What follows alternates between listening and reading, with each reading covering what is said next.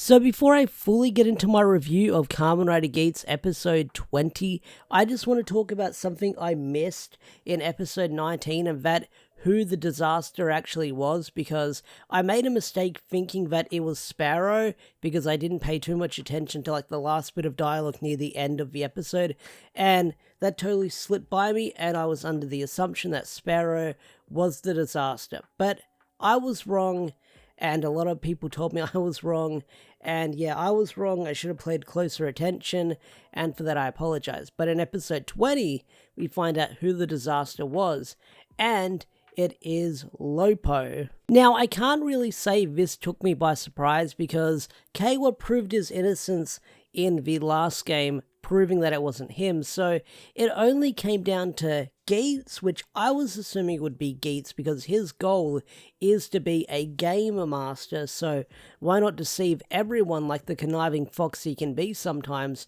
to sort of win the game. And a lot of people in my comment section were banking on Neon as well, Nago, because she's been acting very odd in this past couple of episodes, so a lot of people were thinking that she was playing it up and manipulating everyone with how nice she is, but no, it's actually frickin' Sei, which I didn't think would be her for a second. I was kind of banking on it being Neon or Geats in the end, because in this episode we kind of learn her backstory and her motivation for her wish, and her whole motivation for her wish is if she's a good athlete, she can keep bringing in money and keep supporting her family, because we find out that her family used to own a restaurant, but her father went ill and she had to support her family some way. So that was her backstory. So she had a bit of a sad backstory, but it turns out she's kind of the anti-hero villain. She hasn't done anything menacing yet, but it's her, which is kind of surprising.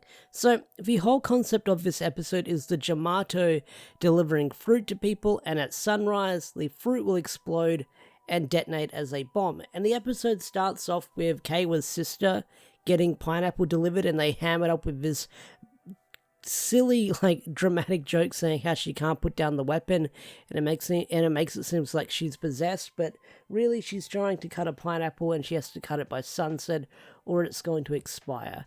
But then you find out that Jyamato are delivering fruit. Now, we also learn that the Jyamato have their own sponsor, and that's a brand new character we meet in this episode, and I'm gonna say her performance is pretty good, and that is Biroba or Beraba. I'm probably butchering that pronunciation of her name, but she's a lot of fun.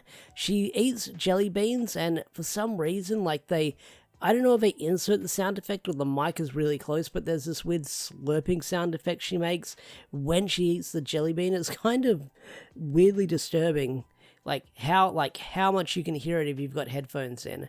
But we find out that she's the Jyamato sponsor, which is interesting to know that the Jyamato have sponsors, but she says she's going to be sponsoring her own rider soon, and that is going to be Buffer. And in this episode we see Buffer with their brand new form, where it's the Buffer head and it's the Jyamato body, but we also see Buffer turning into a Jyamato.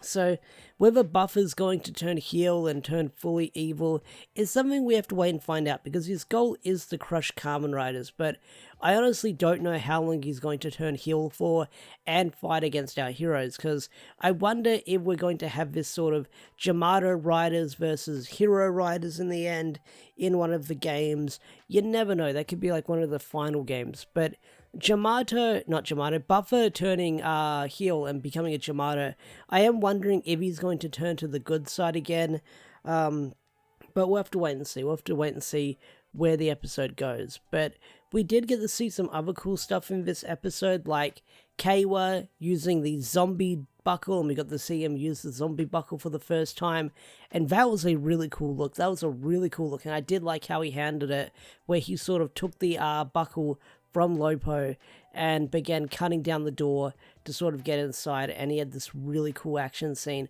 fighting off the Jyamato, finding out which wire to pull and detonate when it comes to the switch. Now, with the Dezastar reveal, it is revealed to the audience, but our heroes don't know. But one thing we learn at the end of the episode, where they sort of do the card or the rules at the end of the episode after the reveal, we find out that the Dezastars have their own little tasks they need to do. And I'm wondering if I go back and re-watch the episode, because one of Say's objective was to hit her own teammates with the bomb fruit.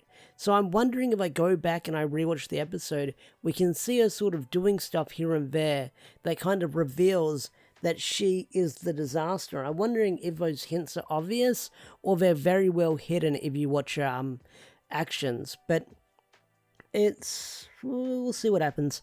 I feel like they're going to wrap up that story arc next week with our heroes finding out that she's the Dezastar, and we'll see where it goes. But this episode, like, we're starting up a new game, but it doesn't feel like we're starting up a new game with how we jump into it, because we get that sort of reveal with the Jyamato delivering fruit and then they just jump right into it.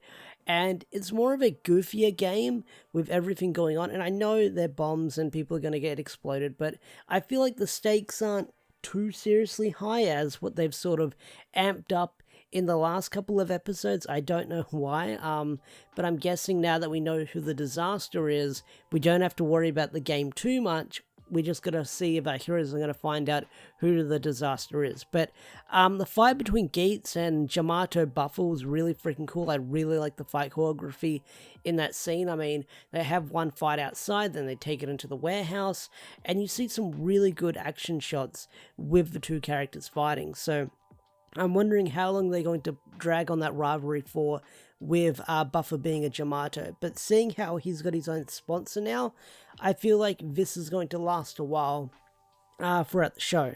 But we'll see what happens, Hopefully Buffer gets like another new power-up with this Jyamato form, but we'll wait and see.